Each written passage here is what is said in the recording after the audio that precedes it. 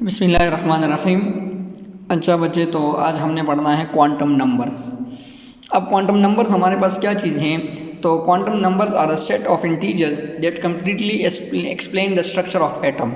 ये हमारे पास एक सेट ऑफ इंटीजर हैं जो कि स्ट्रक्चर ऑफ एटम को क्या करती हैं? कम्प्लीटली एक्सप्लेन करती हैं। Structure of atom that set of integer that completely explain the structure of atom is called what? Quantum numbers. Quantum numbers कहाँ से आए हैं? तो quantum numbers comes from Schrodinger wave equation. ये हमारे पास आए हैं श्रोडिंगर वेव इक्वेशन से। श्रोडिंगर हमारे पास साइंटिस्ट का नाम है। इसने एक इक्वेशन डिराइव किया था जिसको हम कहते हैं श्रोडिंगर वेव इक्वेशन। और वेव इक्वेशन क्यों कहते हैं? तो वेव इक्वेशन इसलिए कहते हैं क्योंकि इसने इलेक्ट्रॉन का डुअल नेचर कंसिडर करके एक इक्वेशन बनाया था। और वो डुअल नेचर हमारे पास क्या था कि इलेक्ट्रॉन में हमारे पास property of matter, particle like nature as well as wave nature मौजूद हैं, जिसको हम कहते हैं डुअल नेचर ऑफ इलेक्ट्रॉन। उसको डुअल नेचर कंसिडर करके एक इक्वेशन बनाया था और उससे हमारे पास ये क्वांटम नंबर्स डिराइव हुए हैं। अब ये जो डुअल नेचर ऑफ इलेक्ट्रॉन वाला कंसेप्ट है, ये फॉर द फर्स्ट टाइम एक साइंटिस्ट हैं डे ब्रोगली, उसने इसको थ्योरेटिकली और मैथमेटिकली प्रूफ किया था। फिर उसके बाद एक दो और साइंटिस्ट हैं, डेविसन एंड जर्मर, उसने इसको एक्सपेरिमेंटली क्या किया था कि प्रूफ किया था कि हाँ, इलेक्ट्रॉन में दोनों नेचर मौजूद हैं। हमारे पास 4 टाइप्स के क्वांटम नंबर्स हैं। फर्स्ट वन है principal quantum number, azimuthal quantum number, magnetic quantum number and spin quantum numbers. Principal quantum number. अब फर्स्ट वन हमारे पास क्या है? प्रिंसिपल क्वांटम नंबर्स हैं। It gives information about size, shape and energy of shells of atom. किसी भी atom के अंदर मौजूद जो शेल्स हैं उनकी साइज, उनके शेप और उनकी एनर्जी के बारे में ये हमें इंफॉर्मेशन क्या करती हैं? प्रोवाइड करती हैं। क्या चीज़? Spin quantum number. इसको हम स्मॉल n से रिप्रेजेंट करते हैं। It is represented by n। Value of n will be equal to 1, 2, 3 and so on.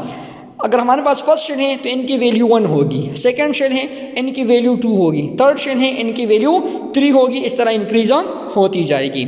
फिर हम कहते हैं कि किसी भी शेल के अंदर नंबर ऑफ इलेक्ट्रॉन्स कितने हैं या कितने आ सकते हैं, that can be calculated by formula 2n²। कि किसी भी शेल के अंदर हमारे पास कितने नंबर ऑफ इलेक्ट्रॉन्स आ सकते हैं, they are calculated by formula 2n² where n represent the number of shell. अगर फर्स्ट शेल करना है तो इस फार्मूले में n की जगह 1 पुट करो, सेकंड शेल के लिए करना है तो इस फार्मूले के अंदर n की जगह 2 पुट करो, थर्ड शेल में करना है तो इस फार्मूले के अंदर n की जगह 3 पुट कर लो।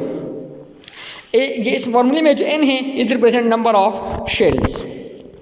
फिर हमारे पास है azimuthal quantum number. It gives information about सब शेल्स। किसी भी शेल के अंदर जो सब शेल्स मौजूद होते हैं, जिसको ऑलरेडी हमने डिस्कस किया हुआ था कि शेल क्या होता है, सब शेल्स क्या होते हैं और कहाँ पर मौजूद होते हैं, तो सब शेल्स के बारे में ये इंफॉर्मेशन प्रोवाइड करती है। It is represented by small l। इसको हम स्मॉल l से क्या करते हैं? रिप्रेजेंट करते हैं। किस चीज़ को? एजीम्यूथल क्वांटम नंबर को। Value of l can be calculated by formula l is equal to n-1। किसी भी शेल के अंदर total number of sub shells कितने होते हैं तो वो हम formula l is equal to n-1 से कैलकुलेट कर सकते हैं। अगर हम फर्स्ट शेल के लिए करेंगे तो इस फार्मूले में n की जगह 1 पुट करेंगे, अगर हम सेकंड शेल के लिए करेंगे तो इस फार्मूले में n की जगह 2 पुट करेंगे, अगर हम थर्ड शेल के लिए करेंगे तो इस फार्मूले में n की जगह हम 3 पुट करेंगे। इस तरह so on. n represent what? Number of shells. अब किसी सब शेल के अंदर इलेक्ट्रॉन्स कितने आएंगे? Number of electrons in sub shell can be calculated by formula 2 × 2l+1। किसी भी सब शेल के लिए, किसी भी सब शेल के अंदर कितने नंबर ऑफ इलेक्ट्रॉन्स आ सकते हैं तो वो हम 2 × 2l+1 वाले फार्मूले से कैलकुलेट कर सकते हैं। इसमें l क्या होगा? l represent number of shell, जिसकी वैल्यू ऊपर वाले फार्मूले से हम क्या करेंगे? कैलकुलेट करेंगे। तो फॉर एग्जांपल आप s सब शेल के लिए करोगे तो उसके लिए l की वैल्यू हमारे पास है 0, तो इस फार्मूले में l की वैल्यू 0 पुट करेंगे। p सब शेल के लिए l की वैल्यू 1 पुट करेंगे। इस तरह d सब शेल के लिए l की वैल्यू 2 पुट करेंगे and so on. So we can calculate the number of electrons in present in a sub shell by using this formula. फिर हमारे पास थर्ड है magnetic quantum number. It shows the effect of magnetic field on sub shell, कि हमारे पास किसी सब shell पर magnetic field का क्या इफेक्ट होता है। This represent what a magnetic quantum number. It is represented by small M, इसको हम स्मॉल एम से क्या करते हैं, रिप्रेजेंट करते हैं। And value of M can be calculated by formula m is equal to -L 0 + L, जबकि L की वैल्यू क्या होगी, L की वैल्यू पिछले वाले से जो एजीम्यूथल क्वांटम नंबर है उससे हम L की वैल्यू इसमें पुट करेंगे।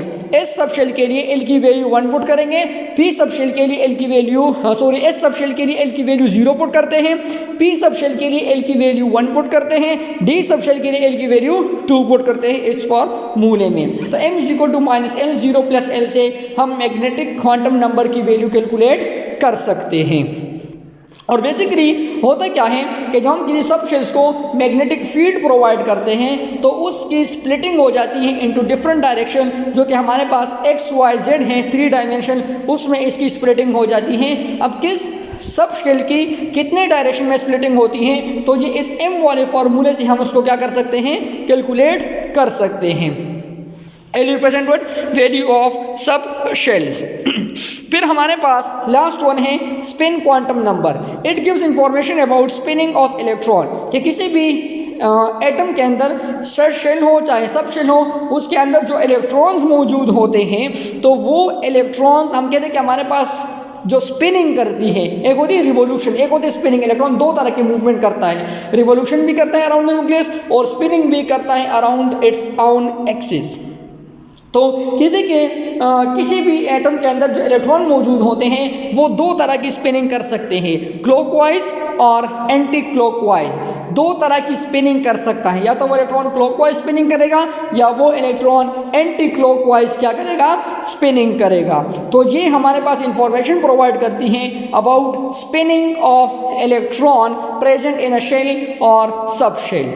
ठीक, ये थे हमारे पास कुछ क्वांटम नंबर्स जो कि स्ट्रक्चर ऑफ एटम को क्या करती हैं, एक्सप्लेन करती हैं। फिर हमारे पास एमसीक्यूज के लिए पॉइंट है कि 4 क्वांटम नंबर्स हैं। इन 4 में से 3 quantum numbers, principal quantum number, azimuthal quantum number and magnetic quantum number, these are derived from Schrodinger wave equation, and the 4th one spin quantum number is not derived from Schrodinger wave equation. तो MCQs में इस तरह आ सकता है। ये थे हमारे पास quantum numbers. आज का लेक्चर यहाँ तक था। Thank you so much. अल्लाह हाफिज़।